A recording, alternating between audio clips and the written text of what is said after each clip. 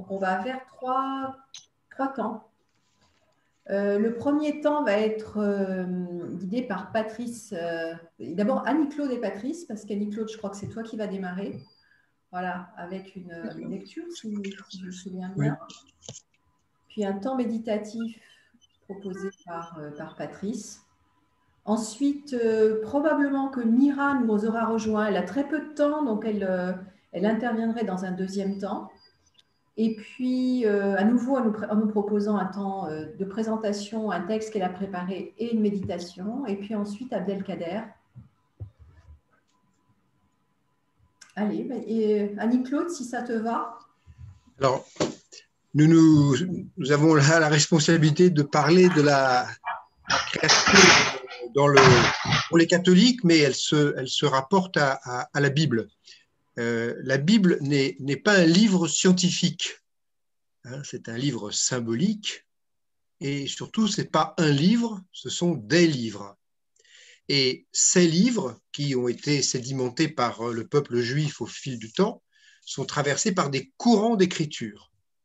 Et ces courants d'écriture ne sont pas venus se superposer ou se supprimer, mais se mélanger de façon parfois un peu compliquée.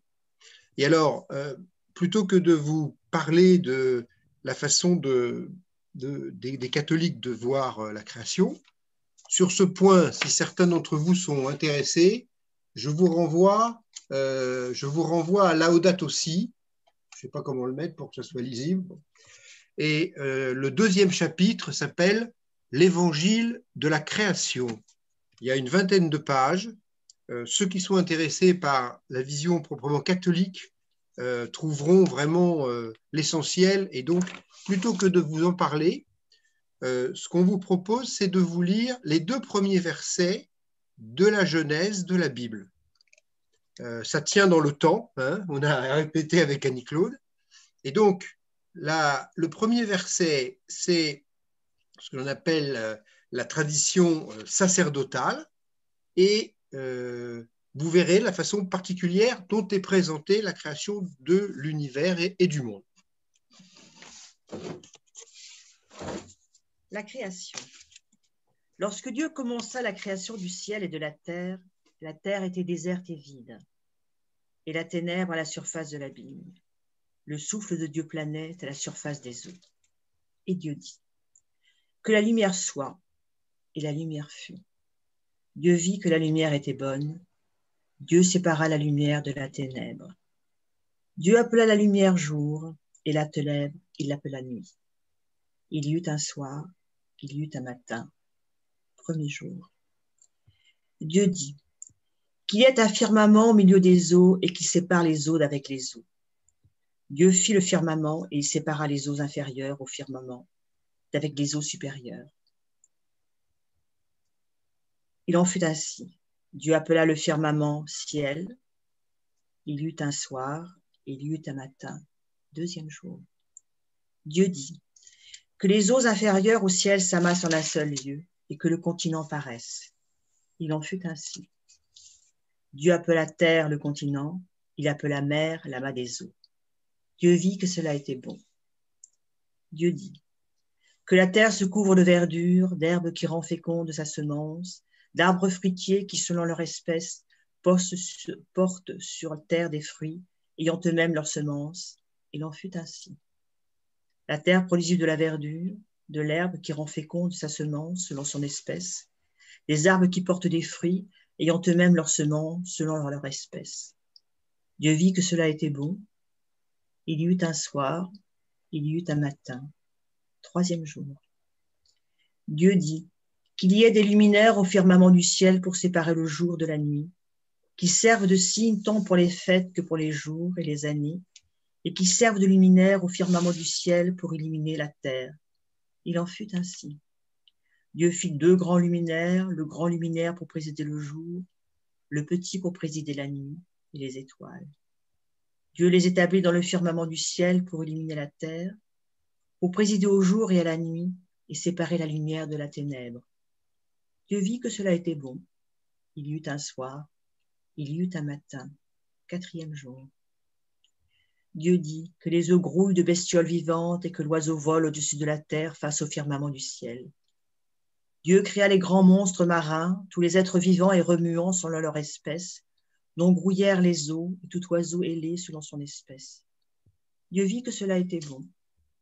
Dieu les bénit en disant « Soyez féconds et prolifiques, remplissez les eaux dans les mers, et que l'oiseau prolifère sur la terre. » Il y eut un soir, il y eut un matin, 5e jour.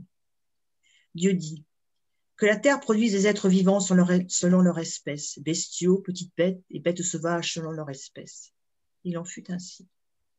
Dieu les fit les bêtes sauvages selon leur espèce, les bestiaux selon leur espèce, et toutes les petites bêtes du sol selon leur espèce. Dieu vit que cela était bon. Dieu dit, faisons l'homme à notre image, selon notre ressemblance, et qu'il soumette les poissons de la mer, les oiseaux du ciel et les bestiaux, toute la terre et toutes les petites bêtes qui remuent sur la terre. Dieu créa l'homme à son image, à l'image de Dieu, il le créa. Mâle et femelle, il les créa. Dieu bénit et Dieu leur dit, soyez féconds et prolifiques, remplissez la terre et dominez-la. Soumettez les poissons de la mer, les oiseaux du ciel et toute bête qui remue sur la terre. Dieu dit, voici je vous donne toute herbe qui porte sa semence sur toute la surface de la terre et tout arbre dont le fruit porte à sa semence. Ce sera votre nourriture. À toute bête de la terre, à tout oiseau du ciel et à tout ce qui remue sur la terre et qui a souffle de vie, je donne pour nourriture toute herbe mûrissante. Il en fut ainsi. Dieu vit tout ce qu'il avait fait. Voilà, c'était très bon. Il y eut un soir, il y eut un matin, 6e jour. Le ciel, la terre et tous leurs éléments furent achevés. Dieu acheva au 7e jour l'œuvre qu'il avait faite. Il arrêta au 7e jour toute l'œuvre qu'il faisait. Dieu bénit le 7e jour et le consacra, car il avait alors arrêté toute l'œuvre que lui-même avait créée par son action. Telle est la naissance du ciel et de la terre lors de leur création. Voilà. Donc ça, c'est le tout début de la Genèse. Hein. On voit que, juste 2 points très rapides, Dieu crée l'homme à son image, à l'image de Dieu, il le créa, mâle et femelle, il les créa, et il leur dit, soyez féconds, prolifiques, remplissez la terre et dominez-la. Hein. Et on va voir que juste après, il y a une autre version, en quelque sorte, qui va vous être lue. Le jour où le Seigneur Dieu fit la terre et le ciel, il n'y avait encore sur la terre aucun arbuste des champs et aucune herbe des champs n'avait encore germé, car le Seigneur Dieu n'avait pas fait pleuvoir sur la terre et il n'y avait pas d'homme pour cultiver le sol. Mais un flux montait de la terre et irriguait toute la surface du sol. Le Seigneur Dieu modela l'homme avec de la poussière prise du sol. Il insuffla dans ses narines l'haleine de vie et l'homme devient un être vivant. Le Seigneur Dieu planta un jardin en Éden, à l'Orient, et il plaça l'homme qu'il avait formé. Le Seigneur Dieu fit germer du sol tout arbre d'aspect attrayant et bon à manger, l'arbre de vie, au milieu du jardin, et l'arbre de la connaissance de ce qui est bon ou mauvais. Le Seigneur Dieu prit l'homme et l'établit dans le jardin d'Éden pour cultiver le sol et le garder. Le Seigneur Dieu prescrit à l'homme, tu pourras manger de tout arbre du jardin, mais tu ne mangeras pas de l'arbre de la connaissance, de ce qui est bon ou mauvais, car du jour où tu en mangeras, tu devras mourir. Le Seigneur Dieu dit, il n'est pas bon pour l'homme d'être seul, je veux lui faire une aide qui lui soit accordée. Le Seigneur Dieu modela du sol toute bête des champs, et tout oiseau du ciel qu'il amena à l'homme pour voir comment il les désignerait. Tout ce que désigna l'homme avait pour nom être vivant. L'homme désigna par leur nom tout bétail, tout oiseau du ciel et toute bête des champs, et pour lui-même, l'homme ne trouva pas l'aide qui lui soit accordée. Le Seigneur Dieu fit tomber dans une torpeur l'homme qui s'endormit. Il prit l'une de ses côtes et referma les chairs à sa place. Le Seigneur Dieu transforma la côte qu'il avait prise à l'homme en une femme qui lui amena. L'homme s'écria, « Voici cette fois l'os de mes os et la chair de ma chair. Celle-ci, on l'appellera femme, car c'est de l'homme qu'elle a été prise. » Ainsi l'homme laissa-t-il son père et sa mère pour s'attacher à sa femme, et ils deviennent une seule chair. Voilà, donc on a tenu à peu près dans le délai. Vous voyez que dans cette version, l'homme n'est pas appelé à dominer la terre, mais à la cultiver et à la garder.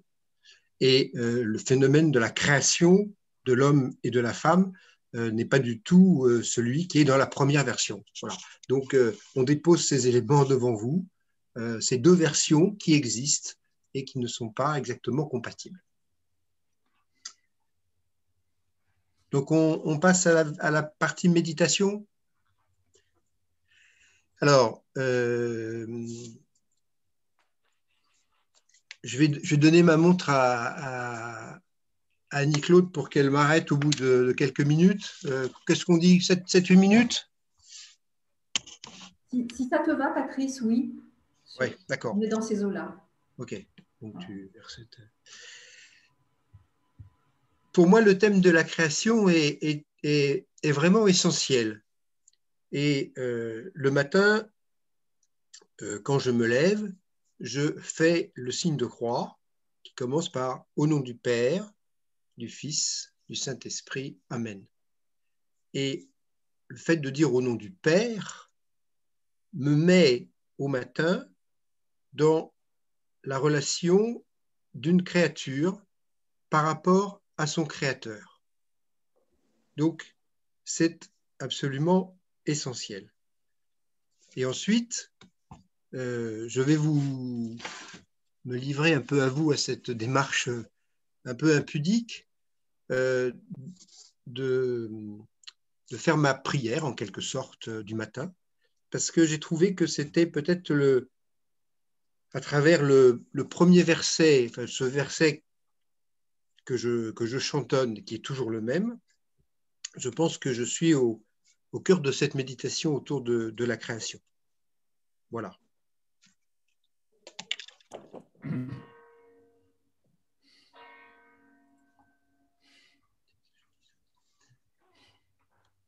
Tu es le Dieu fidèle, éternel.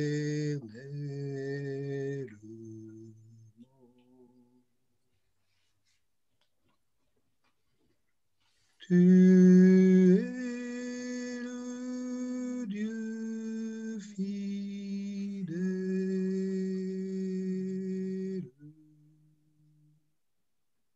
éternel.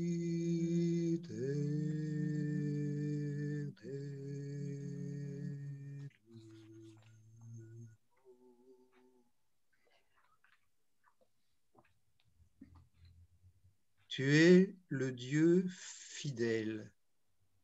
Tu es le Dieu éternellement. Éternellement, tu es, et tu crées la vie parce que tu es. Tu es éternellement.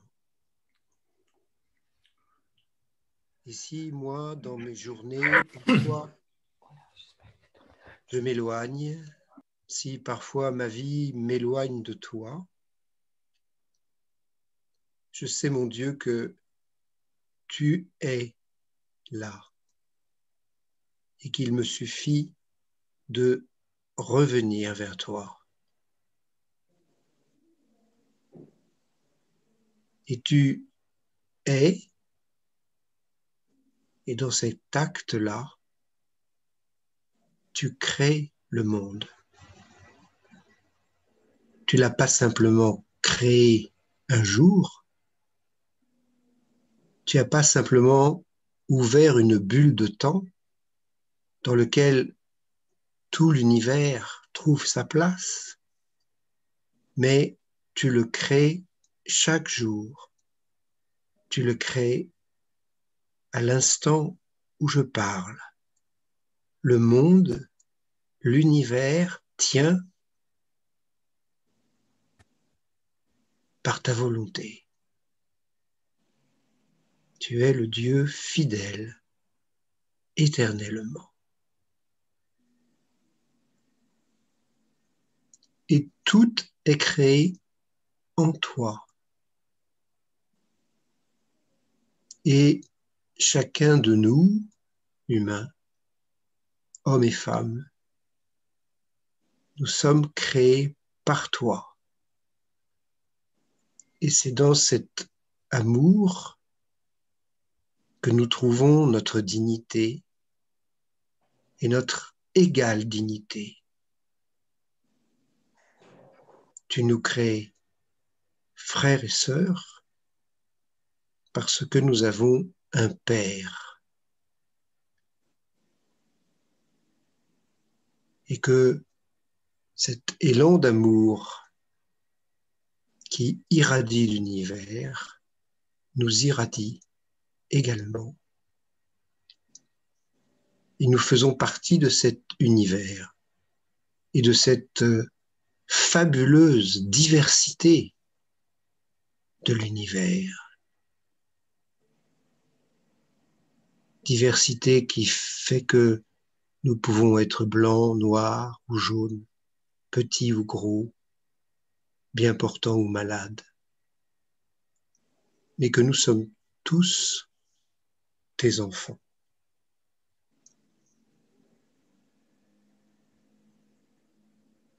Tu es le Dieu fidèle éternellement. Et je sais intimement que le jour de ma mort, plutôt, je sais qu'il y a au fond de moi le désir de te retrouver, qu'il y a sans doute au creux de chacun le désir de te retrouver et que toutes les activités humaines sont des modalités de cette recherche de notre Créateur. Et je pense que tout ce que nous entreprenons, tout ce que nous créons, tout ce qui nous met en mouvement, cette force de vie qui fait que nous nous levons le matin, tout cela, c'est une sorte de réponse à cet amour dont tu nous inondes. Et que toute l'activité humaine est ce souhait de te retrouver. Et pour terminer, je dirais que j'espère très profondément qu'au moment de la mort, ce sera la rencontre avec toi, de pouvoir participer à cette présence éternelle et fidèle dans la paix, et comme le dit le psaume 16, de pouvoir éternellement me rassasier de ton visage.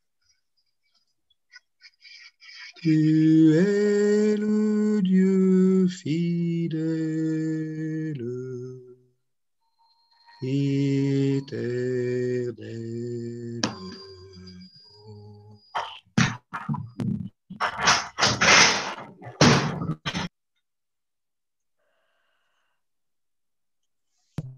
Bon, effectivement, ça ne marche pas. Merci Patrice. Merci beaucoup. Alors, on accueille... j'ai l'impression de précipiter les choses là. Tu peux dire bonjour à Cheikh Achour ? Voilà, on peut accueillir Cheikh Achour qui nous a rejoint. Et on peut accueillir Mira qui nous a également rejoint. Bonjour Mira. Bonjour. Bonjour. Merci beaucoup d'être avec nous l'un et l'autre. Mira, est-ce que ça vous irait tout doucement de nous guider en nous parlant de la création avec l'angle de vue et de croyance d'une personne juive, et je crois avec un temps de méditation aussi. Je vous laisse expliquer ce que vous proposez. Avec joie. Et nous guider. Merci. C'est tout à fait ça. Environ 7 minutes un petit peu de lecture de texte ensemble et 7 minutes de méditation ensemble. Bonjour à chacun. J'espère que vous me voyez bien parce que je m'aperçois que je suis en contre-jour. Ça va? Ouais. Déjà, merci au Centre Kala Chakra et à la Fontaine aux Religions pour l'organisation de cet après-midi, pour cette initiative qui me paraît très, très, très, très importante. Merci à Elisabeth de m'avoir invitée. Et puis, merci au partage que je viens d'entendre. C'est très émouvant pour moi d'être ici. Alors, je vais parler des mêmes textes que ceux qu'on vient de voir avec nos amis chrétiens. Bereshit, donc la Genèse. Sauf qu'on va regarder un autre extrait de texte. Je vais essayer de partager mon écran avec vous. Ah non, je ne peux pas. Je peux vous lire. Je peux vous lire les textes directement. Peut-être, on va faire comme ça. Mira, je peux normalement rendre possible le partage. Ouais, je ne sais pas si vous avez fait ça. Si j'y arrive rapidement, normalement, ça devrait être possible. Là, je viens d'activer la fonction. Hein. Ouais, et puis... Ok. Ouais, super. C'est super. C'est super, merci. C'est toujours mieux quand même quand on peut lire soi-même. Alors, je suis en train de regarder là. L'angle que j'ai choisi, c'est celui du souffle. Le deuxième récit de création, parce qu'en fait, il y a vraiment deux récits de création dans la Torah, dans la Genèse. Un premier récit que vous avez ici, qu'on ne va pas lire aujourd'hui, puisqu'on a vraiment que 5 minutes, dans lequel on voit l'intention du divin de créer l'être humain à son image, et il les crée ensemble, mâle et femelle. Et puis, quelques versets plus tard, on a un autre récit de mise en vie de l'être humain. J'aime bien appeler ça la mise en vie. Alors, tout d'abord, pour vous parler de mon approche de ces textes-là, pour moi, il s'agit d'histoire, il s'agit de récit. Chez certains, dans le judaïsme, il s'agit d'histoire au sens de l'histoire, de la réalité, de la vérité. Moi, je suis plutôt du côté de Spinoza et de Maïmonide. Donc, pour moi, il s'agit de récit, il s'agit de métaphore, et ce qui m'intéresse, c'est le sens, c'est pas la véracité ou non. Ce qui m'intéresse, c'est l'image, ce que ça nous évoque. Et donc, dans ce deuxième récit de création, le texte nous dit « L'Éternel Dieu façonna l'homme, poussière détachée du sol. Vaitzar Hashem Elokim et ha-Adam, afar min ha-Adama. » Donc même pas la terre, on a cette image de la terre, on dit l'être humain Adam qui vient de Adama, la terre, mais en fait c'est encore plus humble que cela, c'est la poussière du sol. Vaipach be'apiv nishmat chaim, il a soufflé dans ses narines le souffle de vie. Vaihi ha-Adam le nefesh chaya, et l'homme est devenu un être vivant. Ce que j'aime beaucoup dans ce texte, c'est qu'on voit là les deux dimensions qu'on nous invite à nous rappeler sans cesse, à garder à l'esprit sans cesse. C'est d'une part qu'on n'est pas grand-chose, qu'on est la poussière du sol, qu'on est fait de la même matière, ce qu'on sait aujourd'hui, on est fait exactement de la même matière que tous les autres atomes qui font le béton, le bois, la terre, les arbres, le putrin, les animaux, tout. On est fait de la même matière, et puis comme le dit Qoéleth, comme le disent d'autres textes du Tanakh, de la Bible hébraïque, on vient de la poussière, on retournera à la poussière. Donc cette réalité-là, de notre réalité physique, de notre existence physique qui est très très humble, et en même temps, ce corps-là, ce qui le met en vie, ce n'est rien de moins que le souffle du divin lui-même. Et là encore, il y a différentes manières d'interpréter qu'est-ce que c'est que Dieu, qu'est-ce que c'est que le divin. Je partage ma manière, ma vision qui est très proche de Spinoza à nouveau. La source de vie. On appelle, vous savez, le tétragramme Yud-He Vav-He, je serai que je serai. Donc, moi, je traduis le vivant, l'être avec un grand E. Donc, c'est pas pour moi, en tout cas, dans ma perspective à moi du judaïsme, parce que je ne représente pas le judaïsme, je représente ma voix à moi au sein du judaïsme. La vie avec un grand V, et la vie qui respire en nous. La vie qui respire en nous et qui a quelque chose de sacré là-dedans. Et le Midrash va commenter là-dessus. Le Midrash, ce sont des textes interprétatifs de la Bible, du Chumash. Il va commenter sur ce pasouk, sur ce verset des psaumes qui nous dit que chaque âme loue Dieu.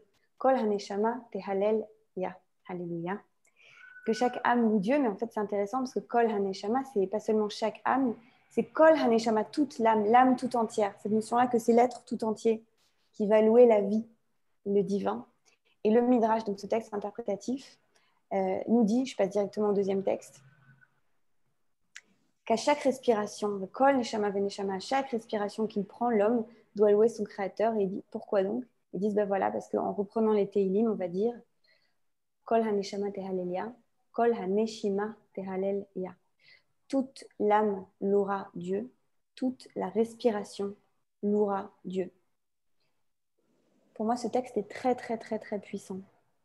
Il est très puissant puisque le judaïsme que l'on connaît aujourd'hui, le judaïsme rabbinique, qui date d'après la destruction du Second Temple, a pris un tournant cartésien, et aussi à travers l'influence de la philosophie grecque, qui tend à dissocier l'esprit de la matière, le corps de l'âme.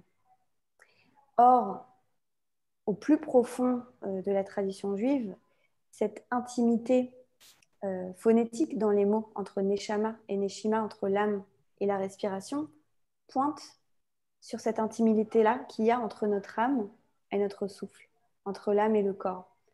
Je vais arrêter de partager l'écran maintenant pour qu'on puisse revenir ensemble.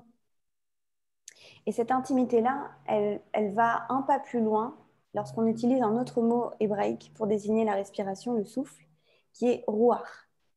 Et ruach, c'est même pas qu'il y a une homophonie, c'est un seul mot pour désigner à la fois l'esprit et le souffle. Et je lisais il y a peu un livre de François Tcheng que j'aime beaucoup, qui s'appelle De l'âme, dans lequel il souligne le fait que dans de nombreuses traditions, il y a un lien très fort entre l'âme et le souffle, entre l'âme et la respiration.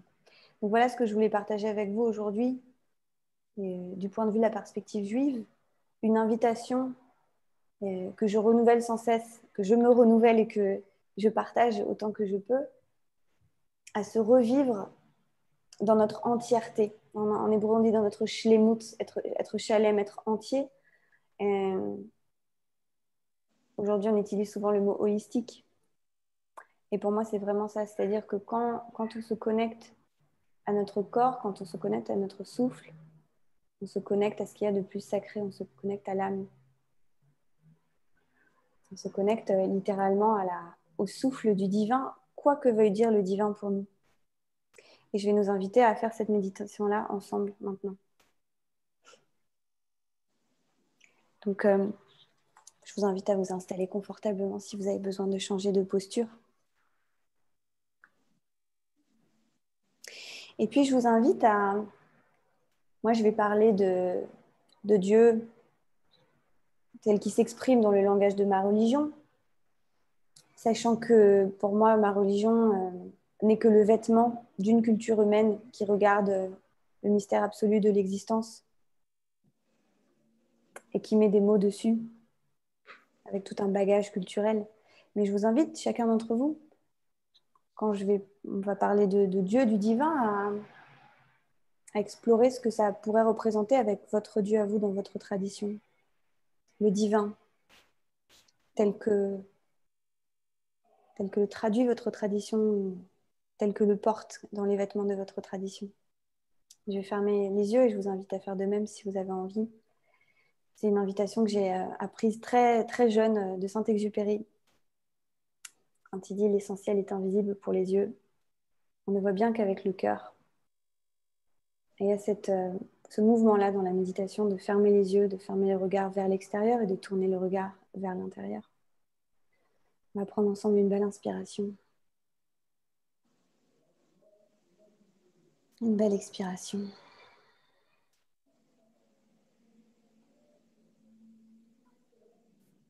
On va faire ça encore 2 fois. Respiration pleinement consciente. Comme si c'était la première fois de notre vie qu'on respirait.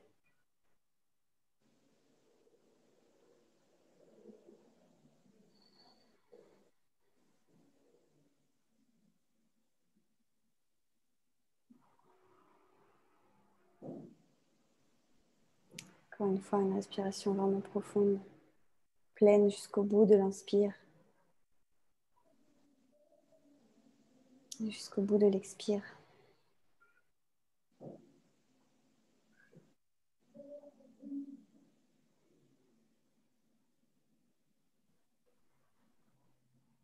Et puis sentir combien, lorsqu'on se connecte au souffle, on se connecte à notre corps. Sentir le corps à l'intérieur, la température du corps.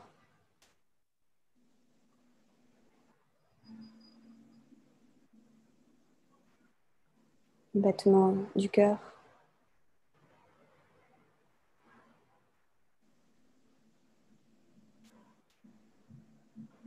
Venir explorer ce phénomène de vie qui est en nous, qui dans une perspective biblique est créé à l'image du divin et investi du divin.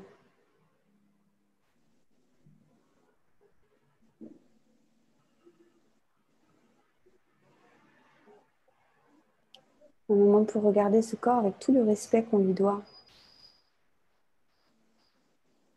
Ce cœur qui bat jour et nuit pour nous, quand on prête attention au nom.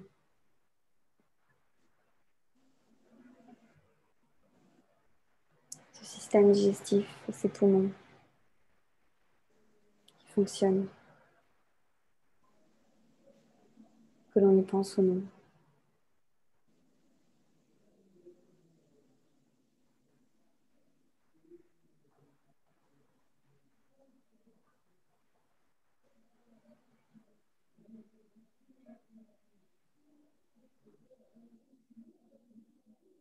Puis prêtez l'attention au souffle avec une curiosité nouvelle. Observez le processus. Qu'est-ce qui se passe dans l'inspire?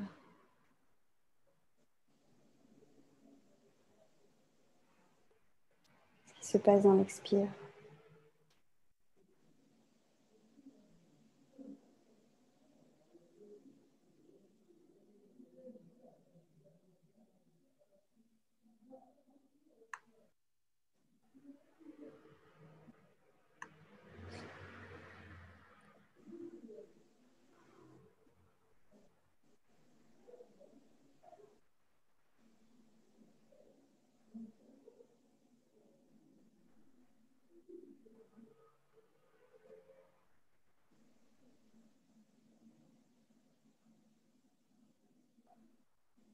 Laissez le souffle suivre son cours naturel.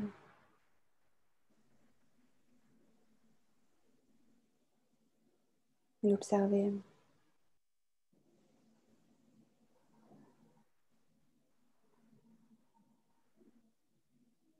Avec une présence nouvelle.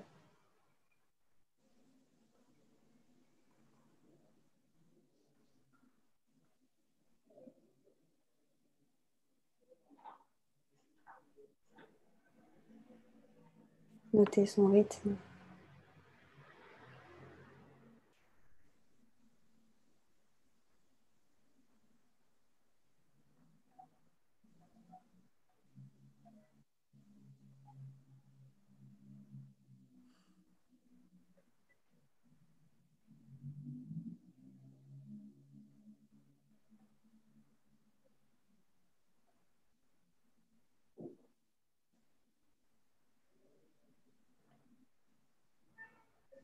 Notez son silence.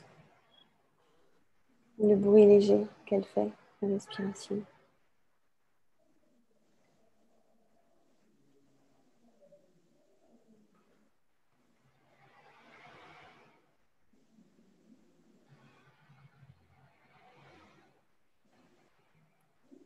Notez la sensation physique du souffle lorsqu'il entre dans les narines. Comme le dit le texte, à présent dans une perspective spirituelle mystique, s'imaginer, se représenter. Et si on vivait ce que nous raconte le texte? Qu'est-ce que c'est que de recevoir le souffle de Dieu dans nos narines?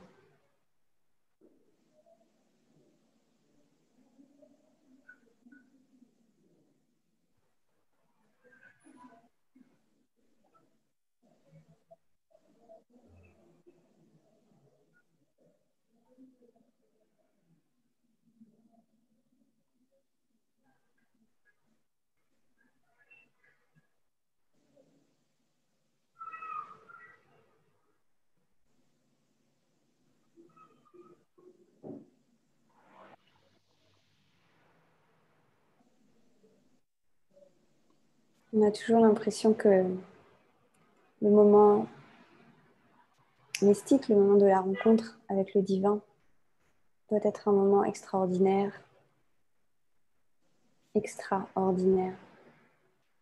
qui vient avec des couleurs, des visions, des états extatiques, etc. Et c'est parfois le cas.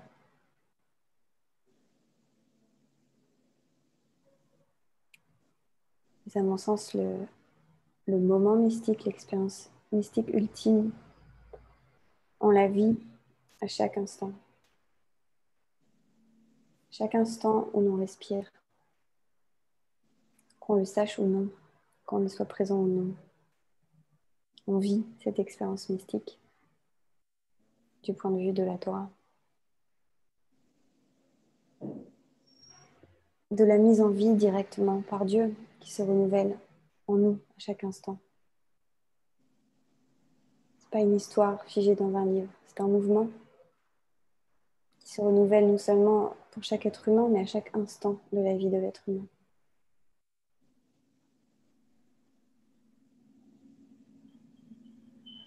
Que ce souffle divin, ce Nishmat Chaim qui nous est donné, n'est pas un souffle, un seul souffle qui serait donné, et qu'à l'expire, on mourrait.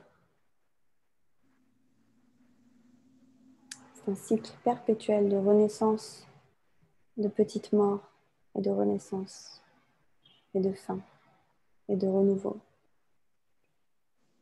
Chaque souffle, une vie nouvelle que l'on reçoit.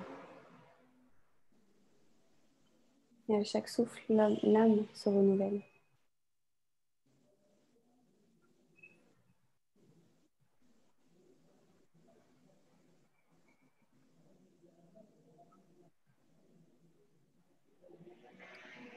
Voilà, dans une perspective juive, la rencontre avec notre Neshama, la rencontre avec notre âme, à travers la rencontre avec notre Neshima, la rencontre avec notre respiration. On va prendre ensemble une belle inspiration,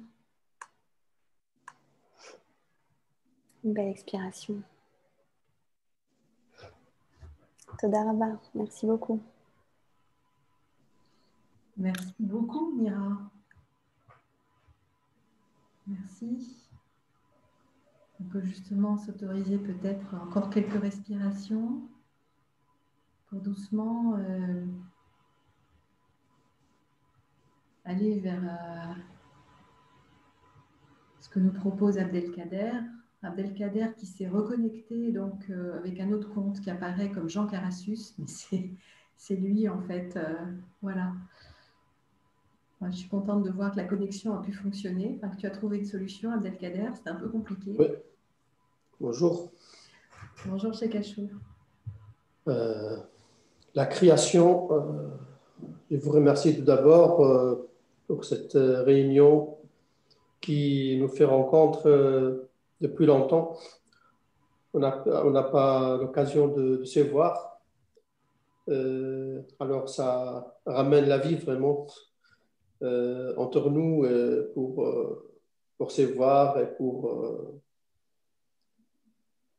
revivifier cette fraternité entre nous. Alors, quand on parle de la vie et la création, plutôt, on pense au Créateur, qui est Allah, le Dieu. Chacun, il appelle avec un nom. Pour nous, les musulmans, c'est Allah, le Créateur. Et même dans les Écritures, on ne trouve pas quelqu'un qui a dit qu'il est créateur, sauf le créateur qu'on nous connaît tous, nous les juifs, les chrétiens, dans nos livres célestes et les musulmans. Parce que les autres, ils ont dit qu'ils sont des dieux, mais ils n'ont pas dit qu'ils sont les créateurs. Parce qu'on demande à eux, qu'est-ce que vous avez créé? Et Dieu, dans le Coran, a dit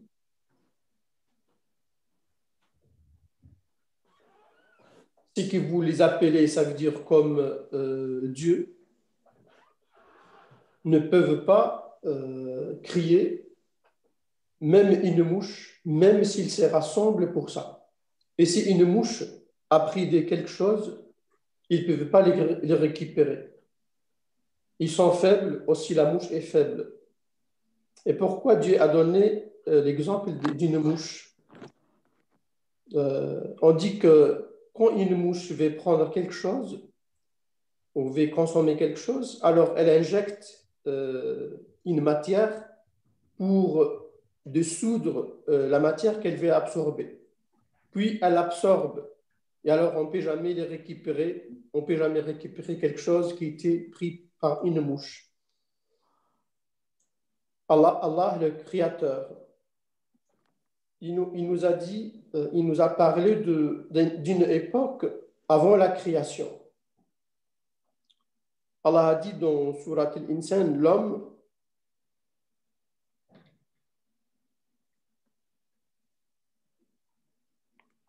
s'est-il écoulé pour l'homme un temps ou un laps de temps durant lequel il n'est même pas une chose mentionnée ou mentionnable. En effet, nous avons créé l'homme d'une goutte de sperme mélangée aux composantes diverses pour les mettre à l'épreuve. C'est pourquoi nous l'avons fait étendant et voyant. Alors, ces versets parlent de l'homme avant la création. Il n'était rien. Et par exemple, nous, tous les gens qui nous sommes réunis ici, avant 90 ans, je crois, personne parmi nous qui a existé. Alors, c'est Dieu qui nous a donné cette vie, et c'est parmi les plus grands dons de Dieu, ou les plus grands bienfaits de Dieu, qui nous a sortis de l'inexistence à la vie, à cette existence. Puis on trouve un autre verset quand Dieu parle de la création des cieux et de la terre.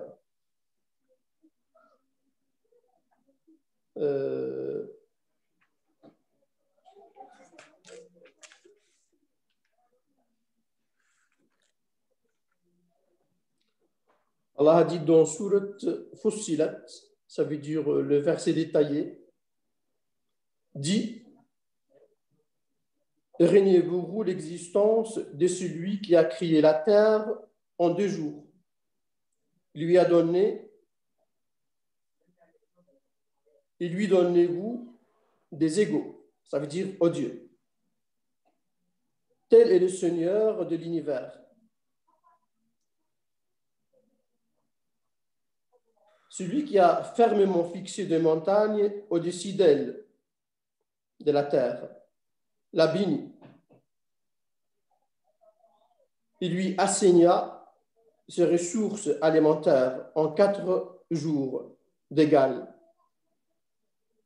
Dirait-elle, et la réponse à ceux qui l'ignorent. Il s'est ensuite adressé au ciel, qui était alors fumé. Il lui dit: ainsi qu'à la terre, venez tous deux,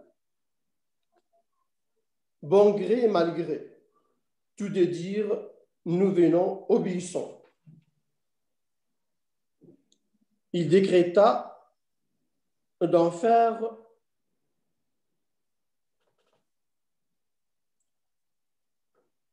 sept cieux en 2 jours et révéla à chaque ciel sa fonction.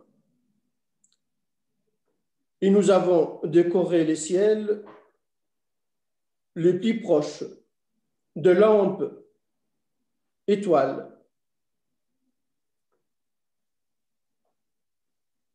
et l'avons protégé. Tel est l'ordre établi par les puissants, l'omniscient.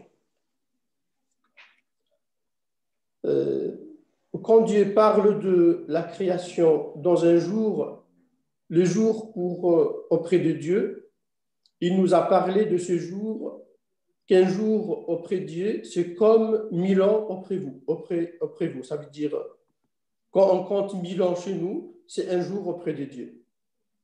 Alors, d'après ces versets, ça veut dire le ciel et la terre sont créés pendant 6000 ans. Ensuite, on trouve comment Dieu a détaillé la création de l'homme. Alors, dans un verset, dans Sourate Ghafir, c'est-à-dire le pardonneur,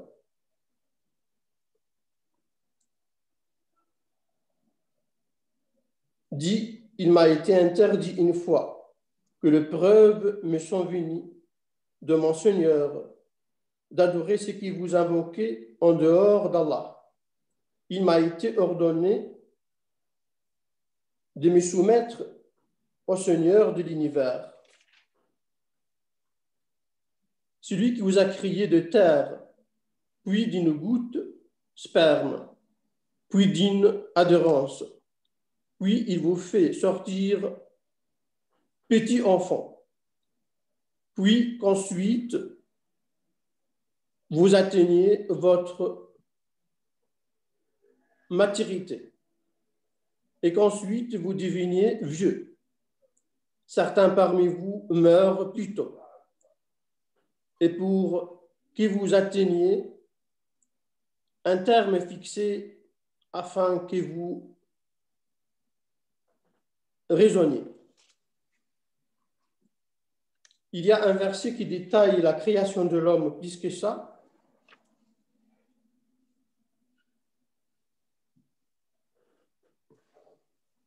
C'est le verset dans Sourate Al-Mu'minun, les croyants. À partir du verset 12, nous avons certes créé l'homme d'un extrait d'argile, puis nous en fîmes une goutte de sperme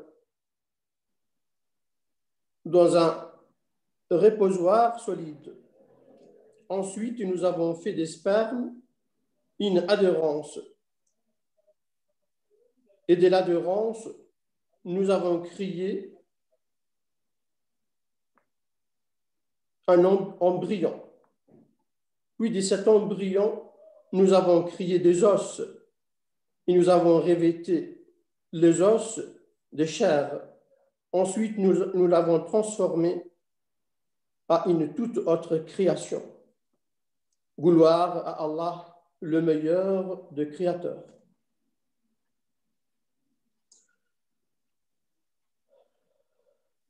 Il y a des choses qui sont citées par notre ami de confession juive, qui sont presque le même que chez nous.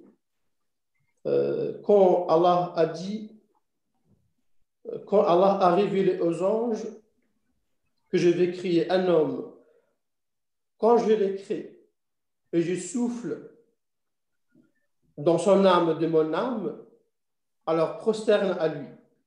Alors c'est presque la même chose. Aussi, il y a un verset dans le Coran qui dit « Chaque chose, elle fait les louanges de Dieu, mais vous ne connaissez pas leur façon de louange. » Aussi, notre ami de confession juive a cité ces passages. Et il y a beaucoup de points dans lesquels on se rencontre. Je me rappelle, une fois, on a fait une rencontre sur l'isolement, ça veut dire quand la personne il est dans la solitude. Et comment on peut résoudre ces problèmes d'après chaque religion. Et moi, j'ai dit, c'était dans la synagogue rue de la Roquette, et moi, j'ai dit, dans l'islam, on visite le malade, par exemple, pour ne les laisser pas dans la solitude. Et j'ai cité cette parole Pardon? Cheikh Achour, oui. Cheikh Achour, je me permets encore une fois de me réjouir de votre venue parmi nous. il faudrait que votre intervention arrive à sa conclusion pour qu'on puisse poursuivre, parce qu'on a un planning assez serré. Hein, voilà. Hein, OK? Merci. Bon, écoute, j'ai ouvert mon... Alors, dans une parole de sagesse, on dit que dans chaque chose, il y a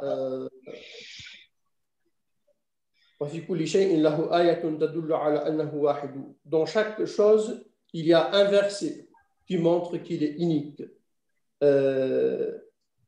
Par exemple, dans la sens de rotation, les galaxies font une rotation de droite à gauche. Aussi, les planètes, aussi les électrons entourent les noyaux dans les atomes. Aussi, nous, quand on fait les pèlerinages, les musulmans, on fait la rotation de droite à gauche.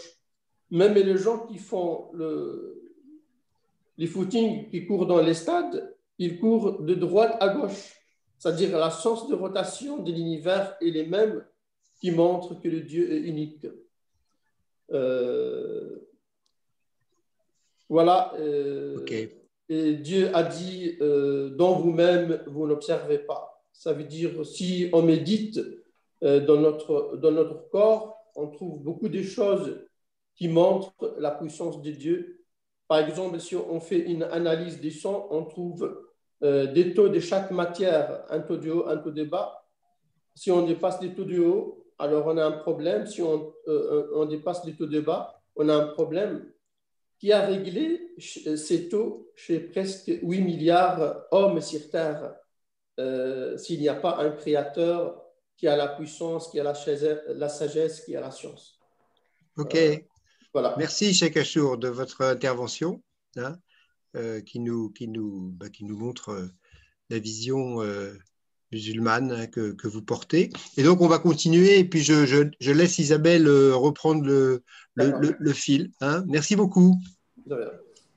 Merci, Cheikh Achour. Alors, peut-être, donc on a deux Abdelkader aujourd'hui, donc ce qui a créé une petite confusion, vous l'aurez peut-être compris.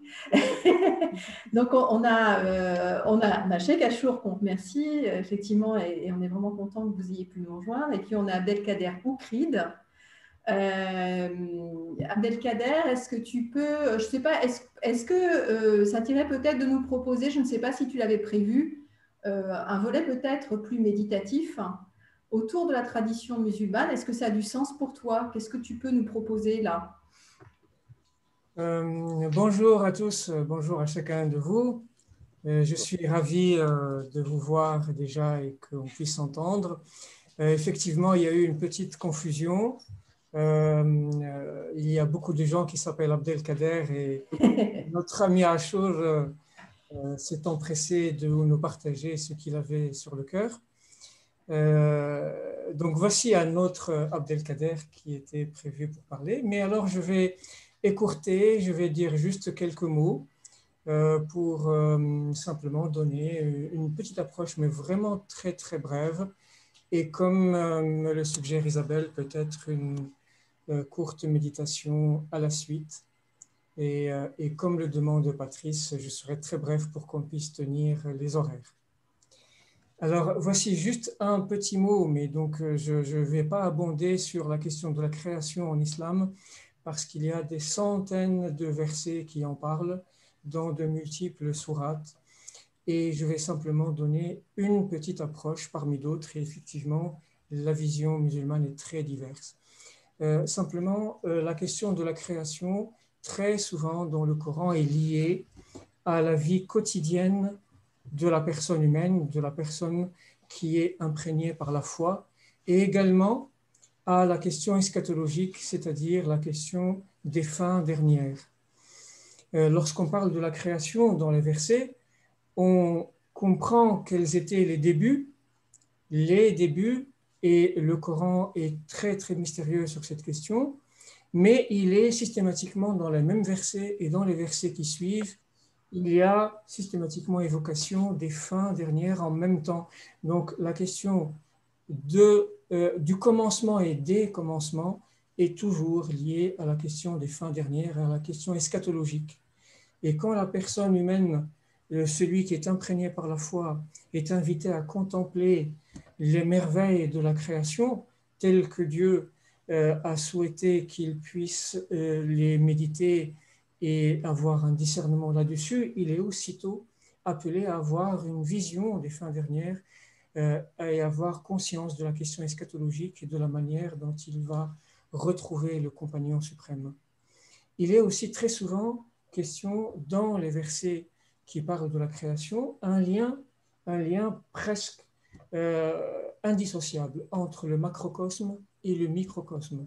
On parle en même temps de l'univers, des constellations, des galaxies, des étoiles, et en même temps, on parle du plus profond de la personne humaine et de sa perception intime de son lien au divin. Par exemple, un verset dit « Sanurihim ayatina fil afaqi wa fi anfusihim » Nous leur montrerons nos signes et nos merveilles dans les horizons de l'univers ainsi qu'au plus profond d'eux-mêmes, donc dans le noyau de la relation intime à Dieu, dans le microcosme de la personne humaine. C'est directement lié à la perception de la formation de l'univers. Donc, il y a également quelque chose de très profond et de très appelant à la réflexion et à la méditation, c'est le lien qu'il y a dans les versets entre la cosmogonie et la question de la cosmologie. C'est-à-dire, la cosmogonie, c'est la formation de l'univers, comment Dieu a formé les cieux et la terre. Un verset qui dit « Elles étaient une masse compacte et nous les avons dissociées », ce qui nous ramène aux sources premières de la formation de l'univers. Et ils sont décrites dans Ayat Nur, c'est le verset de la lumière, par exemple, en décrivant les galaxies, les constellations. C'est une question de cosmogonie, c'est-à-dire la formation de l'univers. Elle est liée souvent à la cosmologie, c'est-à-dire les lois qui régissent le maintien de l'univers et le fonctionnement de l'univers. Par exemple, des versets parlent du Soleil et de la Lune qui suivent chacune une orbite propre. Et ça, c'est littéralement cité dans les versets du Coran. Il parle de planètes et d'étoiles en citant « Kullun fi falakin yasbahun », c'est-à-dire chacune évoluant dans une orbite propre. Un verset parle de as-sama en disant les cieux, as-sama idhatil hubuk, les cieux qui sont empreintes de sillage, qui sont ceux des traces laissées par les constellations en déplacement dans les galaxies. Et donc, ceci, dans les mêmes versets, est lié au parcours de la personne humaine dans sa foi et dans sa perception de son lien à Dieu. Et le verset souvent se termine « Ne sont-ils pas aptes à la perception de la bonté et de la miséricorde de Dieu? Ne sont-ils pas capables de discernement ?»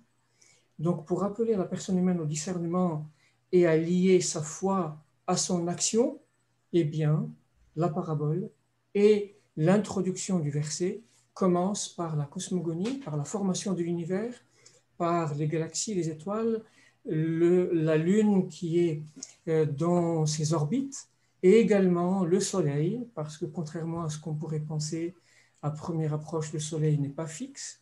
Il y a tout le système solaire qui est en mouvement, tous ensemble, en entraînant avec lui l'ensemble des planètes. Eh bien, un verset le précise. Il parle du Soleil qui est en mouvement en permanence. Et effectivement, les recherches scientifiques ont permis de savoir qu'il se dirige vers Vega et avec une vitesse vertigineuse, entraînant avec lui tout le système solaire, et toute la galaxie est en mouvement. Et ceci, on le voit dans certains versets, signifiant en cela que c'est une création dynamique. Il n'est pas question d'une création figée, une action terminée, et que Dieu a créé les choses et les a laissées figées telles quelles et que nous les observons. Non, les versets nous précisent que c'est une création dynamique, c'est une perpétuelle création, elle est toujours en mouvement, toujours en renouvellement. Et un verset dans Surat al-Rahman, la sourate 55, précise « Kulla yawmin huwa fi sha'n » Chaque jour, en parlant de Dieu, et Dieu s'exprime au regard et à l'ouïe de celui qui l'écoute. il dit chaque jour, il est à l'œuvre dans une perpétuelle création. Voilà de très très nombreux versets. Je vais donc écourter, je n'irai pas plus loin. Je termine seulement par ceci. Le premier mot de la révélation qu'a reçu le prophète de l'islam, c'est Iqra, c'est-à-dire lis, donc observe et apprécie, lis la création, lis l'univers, lis la création de Dieu et l'immanence de Dieu sur terre auprès de sa création, auprès de l'humanité. Et les premiers versets, dès la première phrase, Iqra bismi rabbika allazi khalaq, lis et observe et contemple au nom de Dieu qui a créé, khalaqa al-insana min 'alaq, il a créé l'humain à partir d'une adhérence. Donc la question de la création, dès la première phrase de la révélation, relie à la question de la foi, en situant la personne humaine dans une dynamique de la création perpétuelle et dans une façon d'intégrer en lui-même, dans son microcosme, le lien au cosmos, dans un lien cosmologique. Et des versets très importants qui parlent de la formation de l'humain, où Dieu rappelle à l'humain la façon dont il a été créé. Il dit c'est-à-dire nous les avons créés par étapes, de façon évolutive. Ce n'est pas une création figée à un moment donné, bien que Dieu dise kun fayakun. Lorsqu'il décrète une chose, il lui dit d'être et elle est aussitôt. Il rappelle à l'humain néanmoins que sa création s'est faite tout au long d'un processus. Il y a un processus al-atwar, ce sont les étapes, et donc l'humain est arrivé à son état par étape de façon évolutive, et ça, un verset le cristallise dans les Écritures, et il précise que nous vous avons créé de terre, puis d'une goutte de sperme, puis d'une adhérence, puis d'un embryon formé ou non encore formé. Donc, toutes les étapes de la création du fœtus, d'abord de la source première qui est celle du minéral, puis celle de la goutte fertilisante, celle du sperme, puis de l'adhérence qui donc y fertilise l'ovule, puis l'embryon formé tantôt ou pas encore, et ainsi de suite. Et cela, le verset le dit, nous vous annonçons cela pour éclaircir cela à l'évidence. Nous stabilisons dans les matrices ce que nous voulons jusqu'à un terme fixé, puis nous vous en sortons enfants. C'est pour montrer qu'il y a une vision dynamique de la création. Voilà, peut-être j'ai été un peu long parce que ça vient en un deuxième discours. Alors, je vous prie de m'en excuser. Et j'enchaîne tout de suite par une très courte méditation.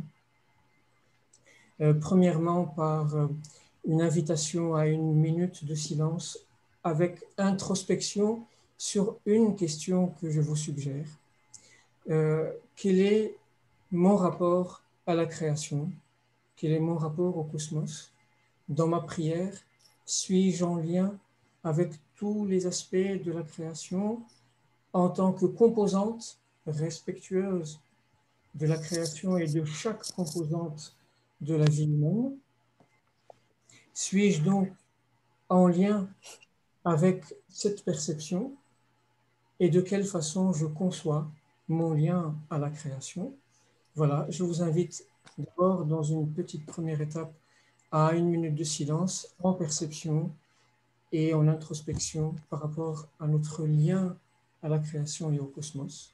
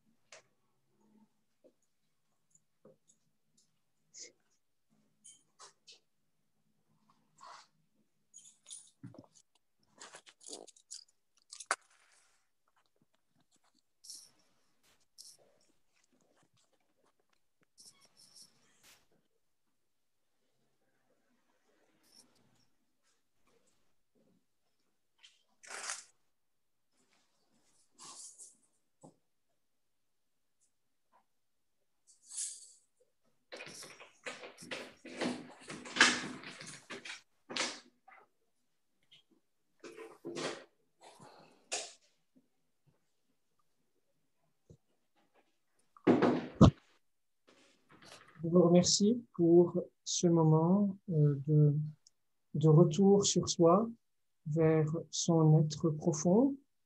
Mon intention est que l'on se pose la question, suis-je en train simplement d'utiliser, d'instrumentaliser les éléments de la création, ou je me considère comme composante, moi-même, comme simple composante de l'ensemble de la création et comme un élément du lien cosmologique. Et je vous invite maintenant à m'accompagner dans une petite méditation dans laquelle je vais lire quelques versets qui nous rappellent un peu la beauté et les merveilles de la création. Et j'avais prévu aussi un PowerPoint avec des images, de très très belles images de l'univers, des étoiles et des constellations, mais toutes les difficultés de connexion vont nous priver tous de cela, mais ça n'est que partie remise.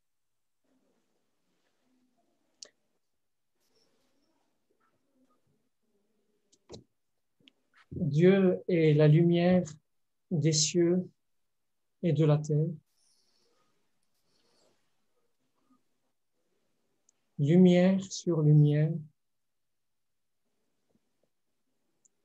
Dieu guide vers sa lumière qui il veut.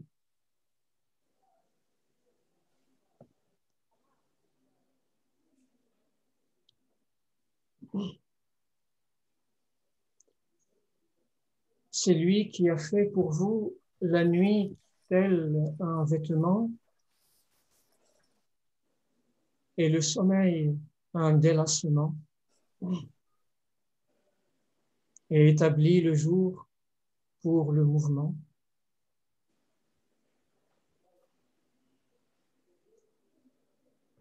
Et c'est lui qui envoie les vents comme annonciateurs de sa miséricorde.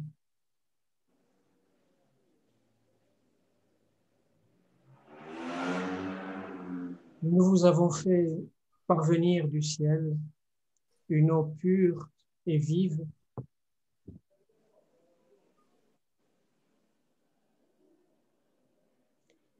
Invoque le nom de ton Seigneur le matin et durant le jour, et pendant la nuit, adore-le et célèbre ses louanges durant la longue nuit.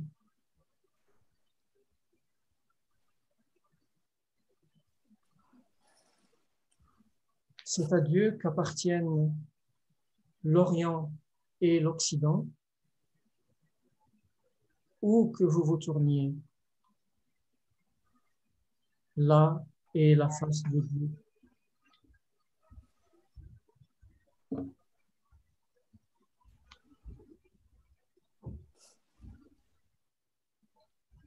Tous sur terre se désagrègent, tandis que demeure la face de ton Seigneur. وَيَبْقَى وَجْهُ رَبِّكَ ذُو الْجَلَالِ وَالْإِكْرَامِ.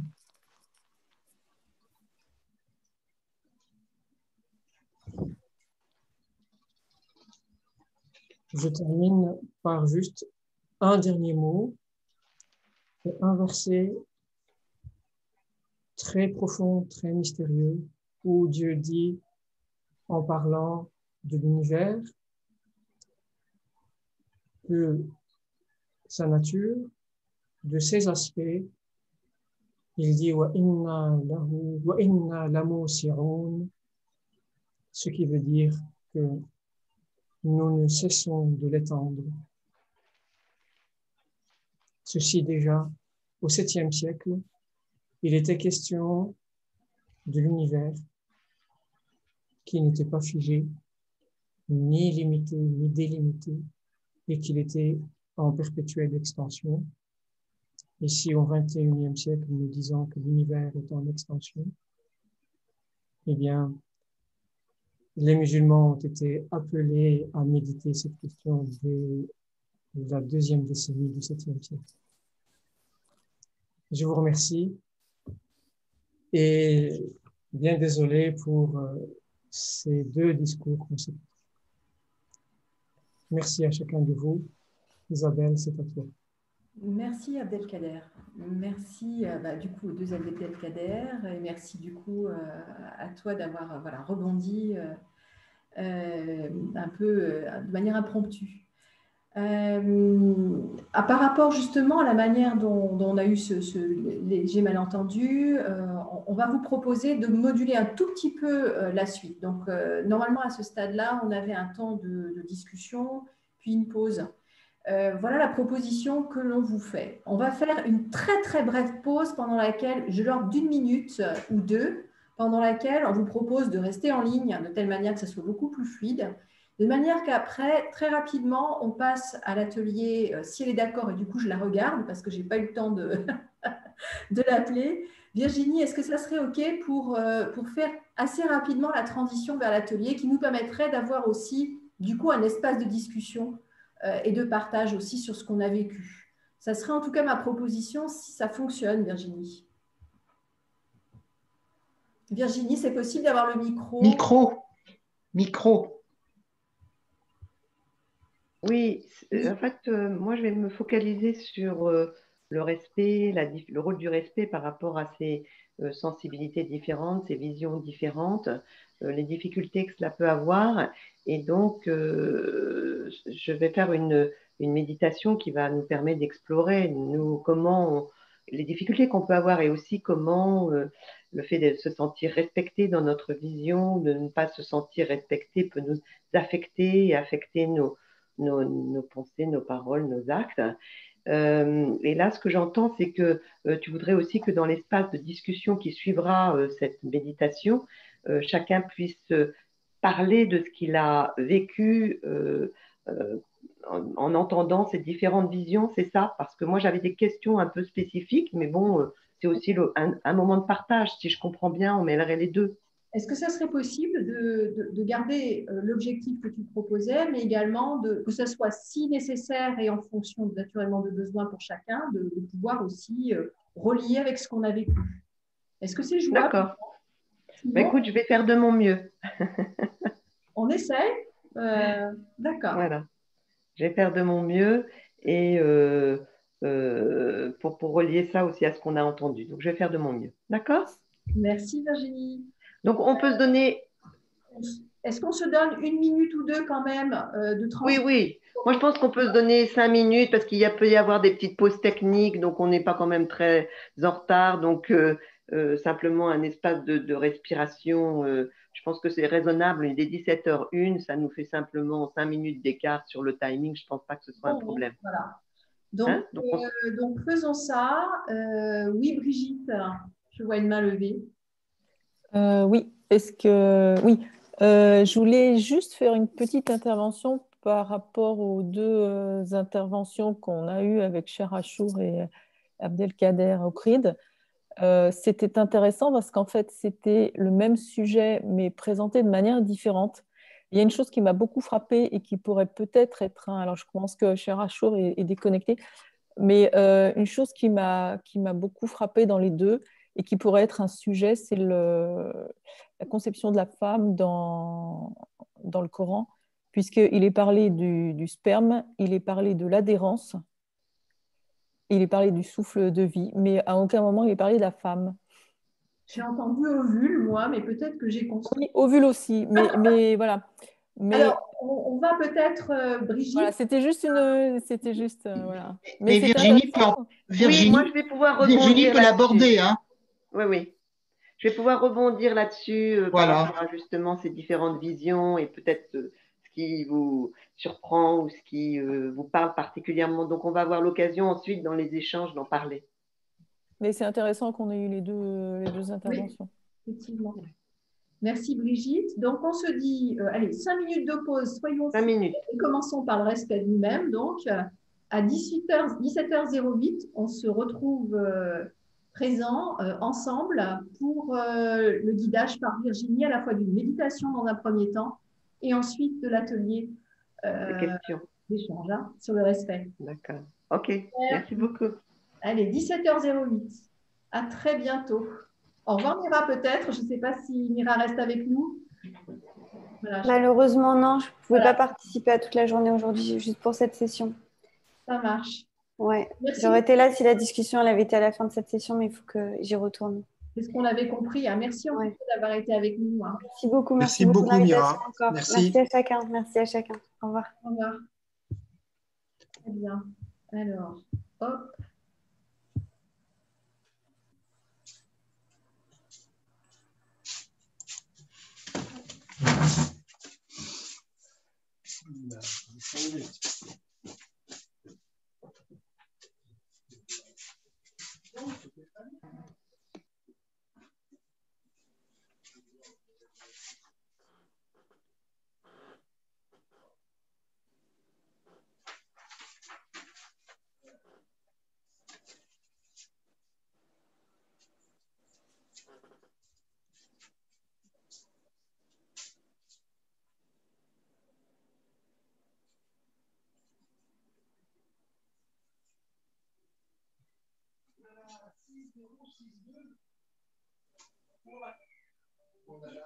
Nadal?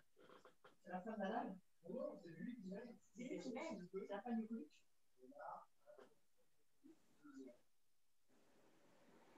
Tu perds le sac, ça dit.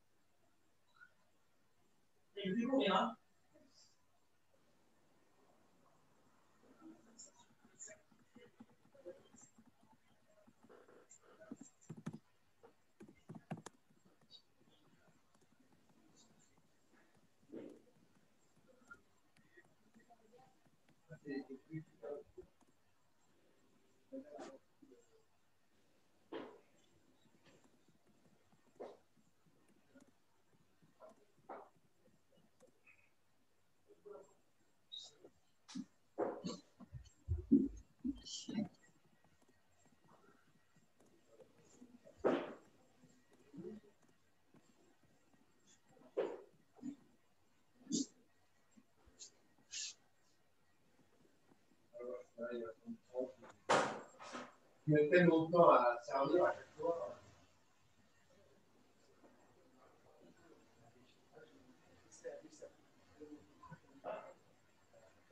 Bon,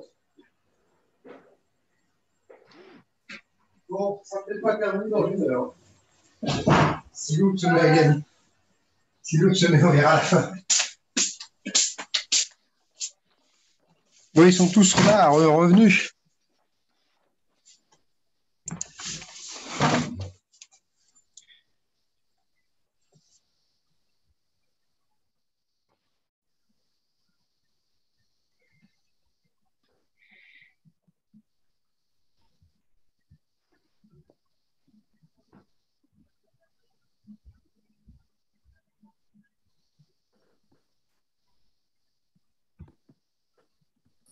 Je peux juste poser une question. Je vois qu'il y a un de nous qui s'appelle 53 42 97. C'était juste pour savoir qui c'était. C'est le Cheikh Achour. Ok. C'est l'imam qui intervenait tout à l'heure. Je crois qu'il est pas là. Ok. Halen wa sahlen. Shukran jazilan. Ah, peut-être. Non, je lui ai dit bienvenue et merci beaucoup. Ah, d'accord. En fait, moi, je suis chrétienne, mais j'apprends l'arabe parce que je pense que c'est hyper important de mieux se connaître en France aujourd'hui. C'est un sujet d'actualité. Oui, je suis très investie dedans.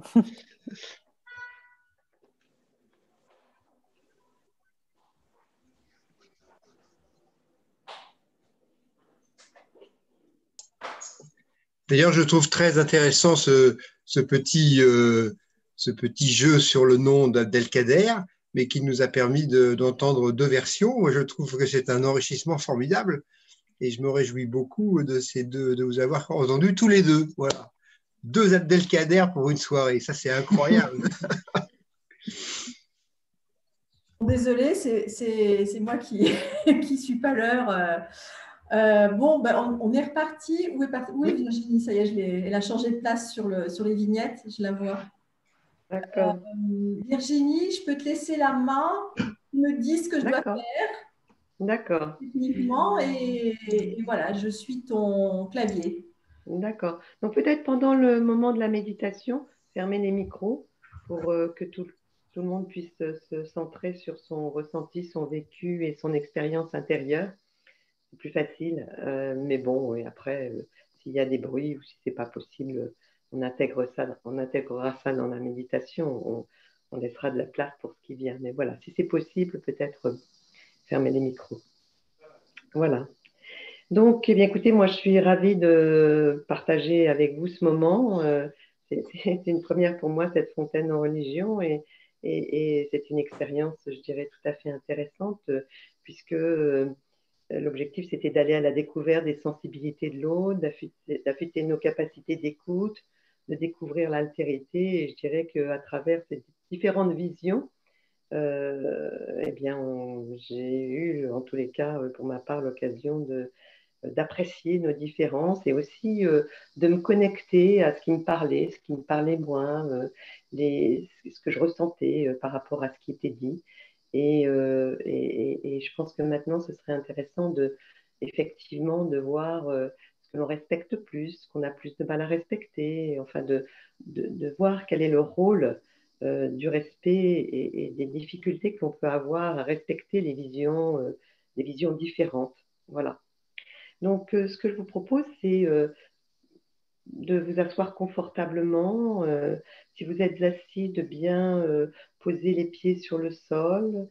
Si vous êtes assis sur une chaise, si vous êtes assis sur un coussin, bien de bien vous connecter au point d'appui de votre postérieur avec le coussin et de garder votre dos droit, sans raideur, d'ajuster votre posture pour qu'elle soit confortable pendant ce moment de réflexion, de méditation sur le respect.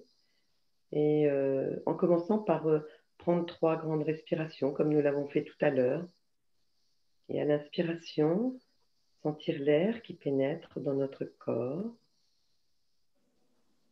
Et à l'expiration, se libérer de toutes les pensées, les conversations que nous venons d'avoir, faire un peu de vide en nous. Donc, en inspirant, sentir l'air de pénétrer, et à l'expiration, libérer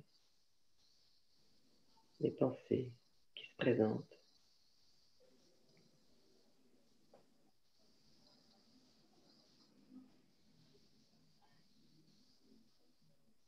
Et maintenant, je vous propose de focaliser votre attention sur votre souffle. Nous avons parlé du souffle d'ailleurs dans ces échanges que nous venons d'avoir, le souffle de vie, se connecter à notre souffle. Eh bien, nous pouvons réitérer cette expérience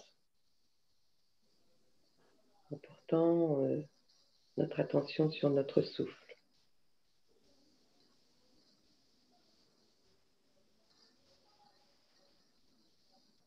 Et tourner notre regard vers l'intérieur.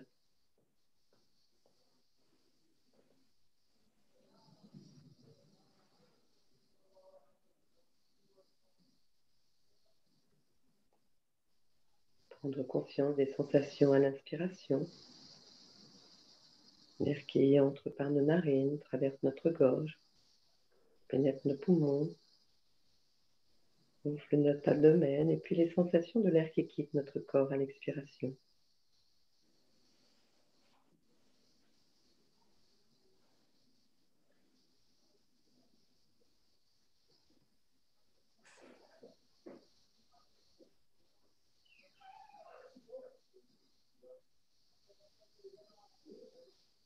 Connecter à son corps et à travers ce souffle,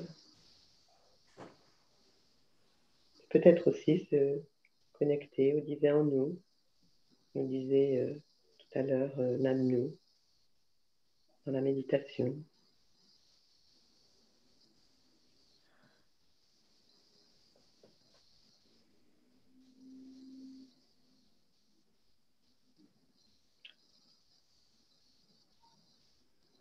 Se connecter aussi à notre souffle, c'est calmer nos pensées pour laisser de la place à une exploration intérieure.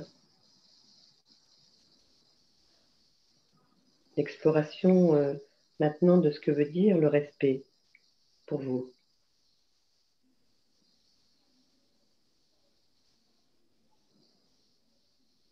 Je vous propose d'aller chercher à l'intérieur de vous et de votre esprit ce que le respect signifie.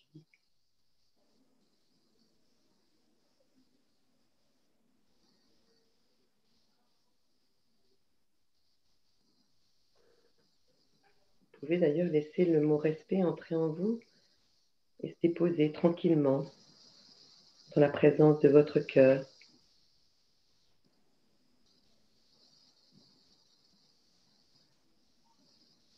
Pour voir ce qui se passe et quels sont les mots qui vous viennent à l'esprit lorsque vous déposez le mot respect sur votre cœur.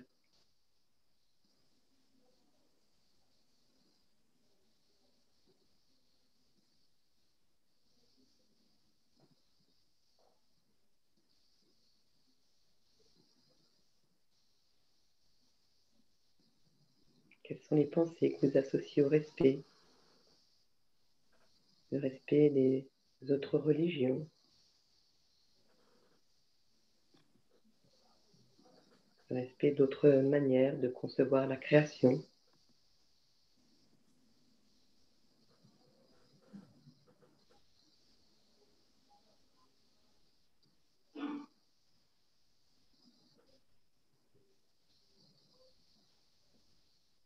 Et prenez conscience de ce que vous ressentez maintenant en repensant à ce que vous avez entendu.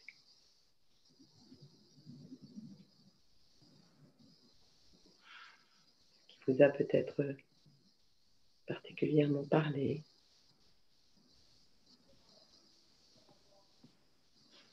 Ou pas.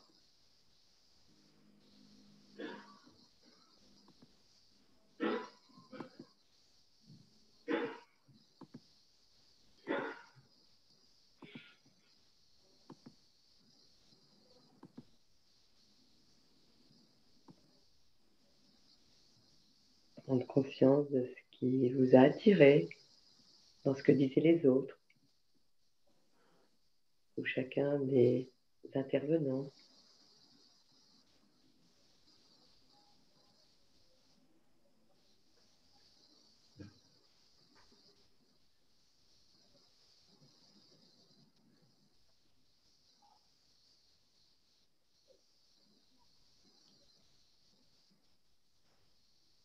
qui faisait écho et que vous respectiez.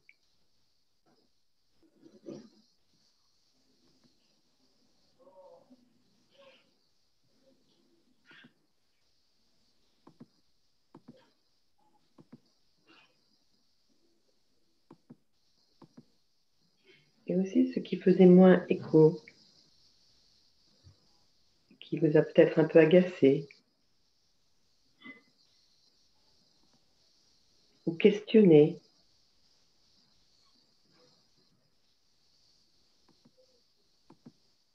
Sur une façon de concevoir la création dans laquelle vous ne vous êtes pas retrouvé.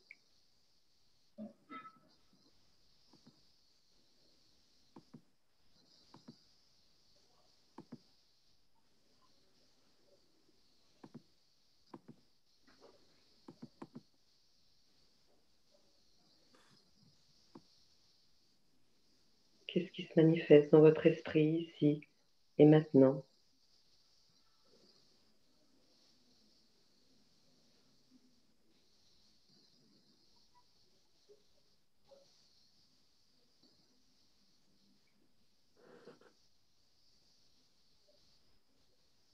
Et je vous propose d'approfondir cette réflexion sur le respect en vous remémorant une situation qui peut être toute proche ou plus lointaine, dans laquelle vous vous êtes senti particulièrement respecté dans votre façon de concevoir les choses par rapport à votre religion, respecté dans vos croyances religieuses.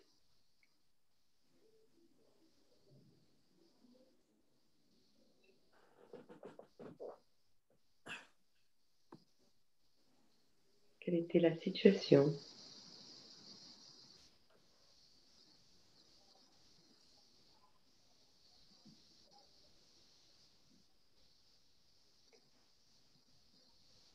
Étiez-vous entouré d'autres personnes?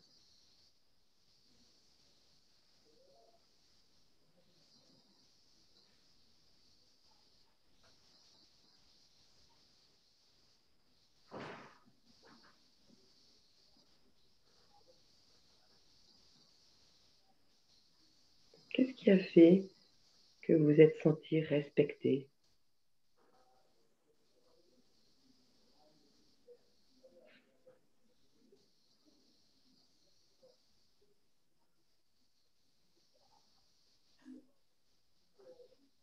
Qu'est-ce que vous avez ressenti dans cette situation où votre religion et vous-même étaient respectés?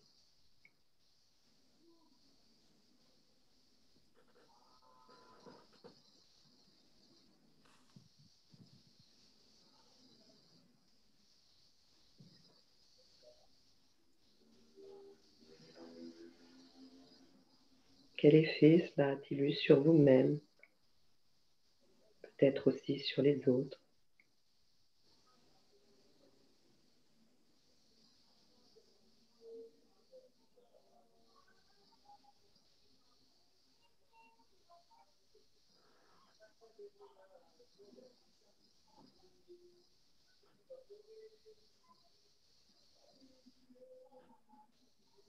Quel effet ce sentiment d'être respecté a sur votre comportement?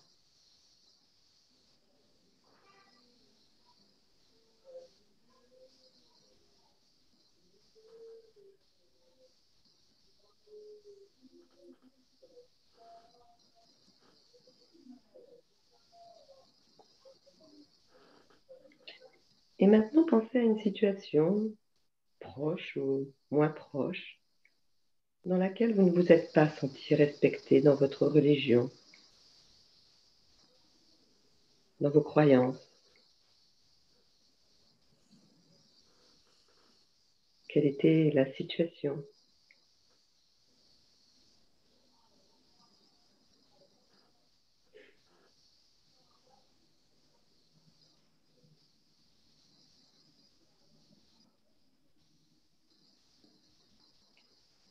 Quel était le contexte?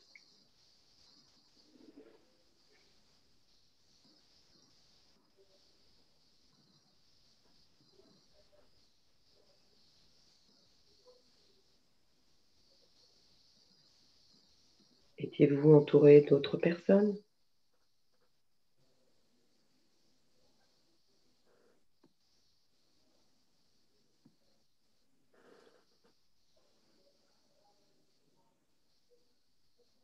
Qu'est-ce qui a fait que vous ne vous êtes pas senti respecté?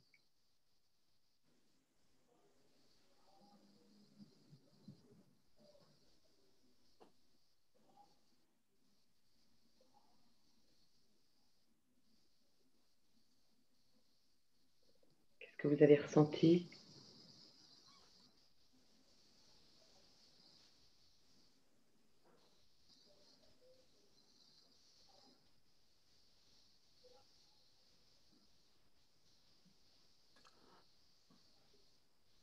Comment avez-vous réagi en pensée, en parole ou en acte?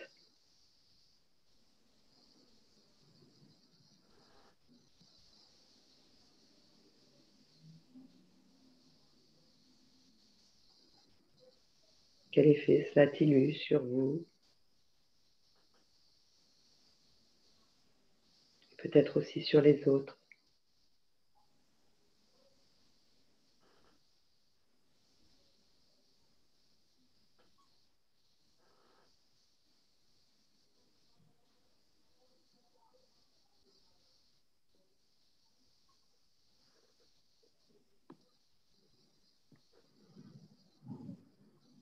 Et je vous propose maintenant de diriger votre esprit sur ce que vous respectez particulièrement dans une religion autre que la vôtre, ou bien dans l'athéisme.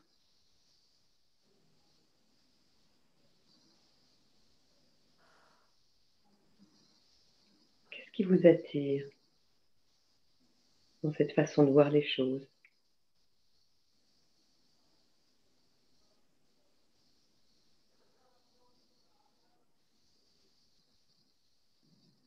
Par exemple, dans ce que vous avez entendu aujourd'hui, qu'est-ce que vous respectez particulièrement?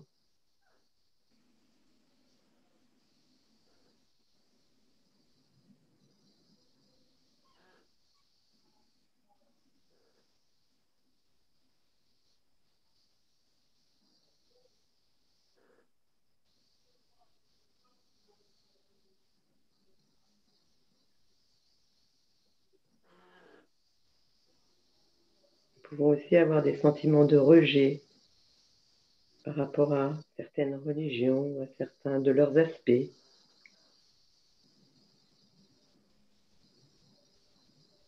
Religion ou absence de religion d'ailleurs.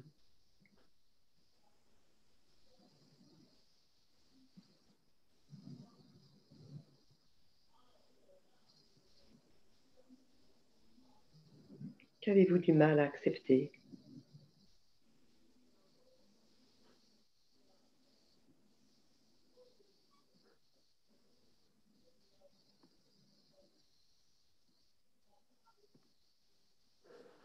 Qu'est-ce qui vous dérange plus particulièrement?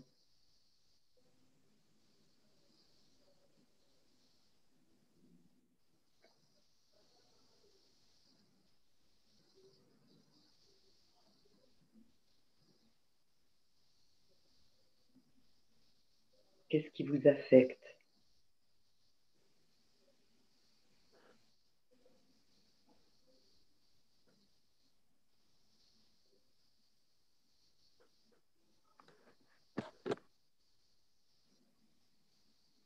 Qu'est-ce qui vous offense?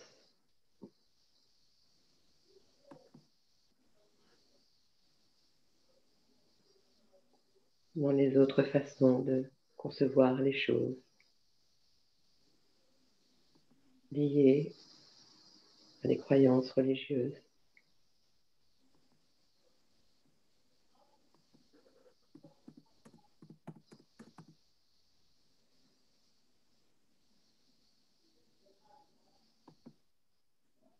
Et comment vous comportez-vous quand vous êtes affecté, quand vous pouvez manquer peut-être de respect par rapport à d'autres visions?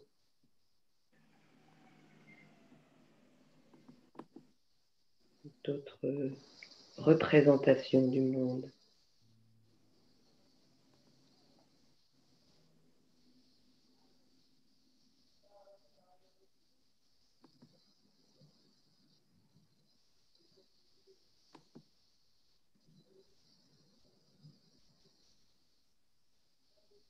Vous pouvez vous focaliser sur une situation où cela s'est passé.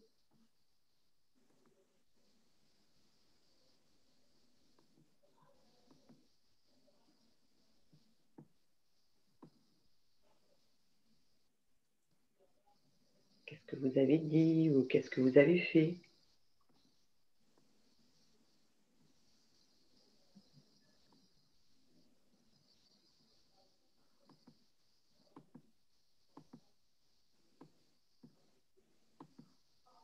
Comment l'autre a-t-il réagi? Si autre il y avait.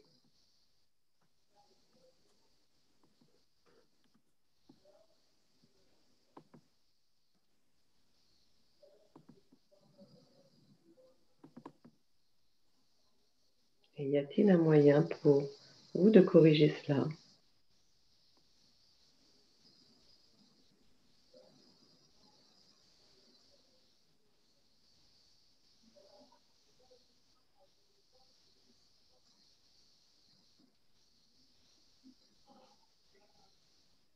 Et en creusant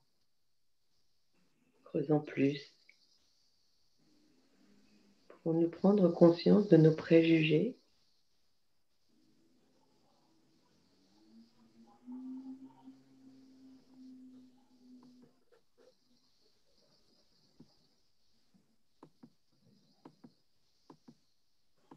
Prendre conscience de l'impact de nos préjugés sur nos capacités d'écoute et de découverte de ce qui est différent.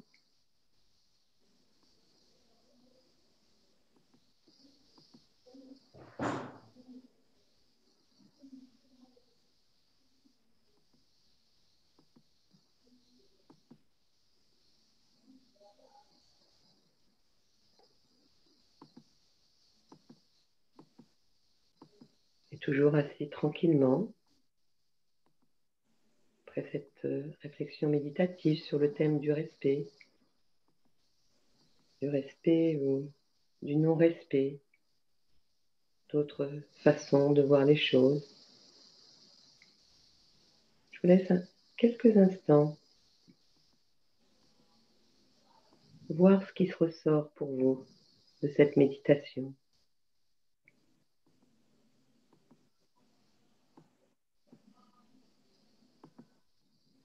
Qu'est-ce que cette méditation vous a permis peut-être de mieux comprendre sur votre rapport au respect?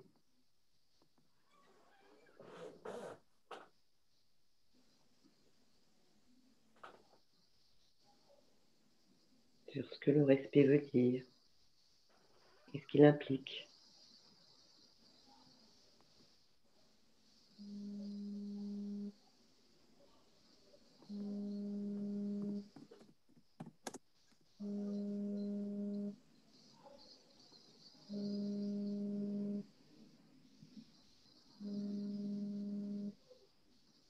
Et je vous propose, quand vous êtes prêts, propose d'ouvrir les yeux, de reprendre contact avec les autres personnes du groupe,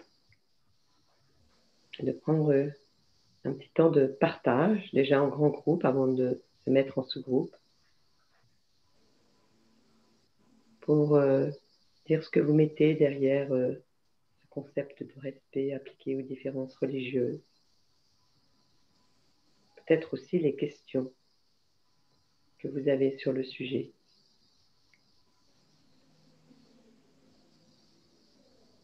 Vous pouvez peut-être remettre vos micros et réagir. Première réaction en grand groupe, sans rentrer dans une discussion, mais qu'est-ce que tout cela a évoqué, qu'est-ce que ça a produit sur vous?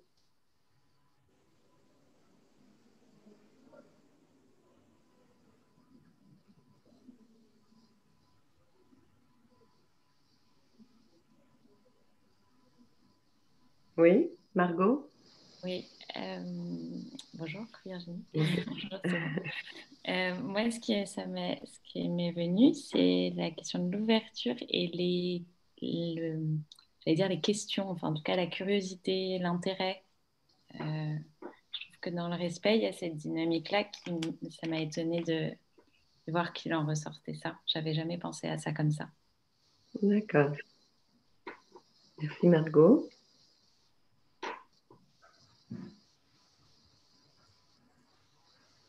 Moi, avant de percevoir la religion par elle-même, c'est la personne qui représente cette religion qui m'inspire, son intériorité. Dans ma vie, j'ai rencontré des prêtres, par exemple, qui m'ont énormément touché. Voilà. Donc, c'est l'inspiration. L'inspiration de l'intériorité de la personne, la personne. manière dont elle a intégré Ouais. sa religion, plutôt que la religion elle-même. D'accord. Merci. Moi, ce qui m'inspire, c'est pas ce qui m'inspire, c'est ce qui m'est venu pendant la méditation, c'est l'importance de s'ouvrir à l'autre et de le regarder dans sa complexité. Et je me rends compte que quand je ne suis pas suffisamment de mon point de vue dans le respect, j'ai peut-être justement tendance à réduire la complexité de l'autre, à voir que certains aspects, pas voir toute sa richesse, toute la complexité du chemin qui l'a amené à devenir et à afficher le comportement qui aujourd'hui peut, par exemple, m'irriter, ou les mots qui peuvent me surprendre. Merci Isabelle.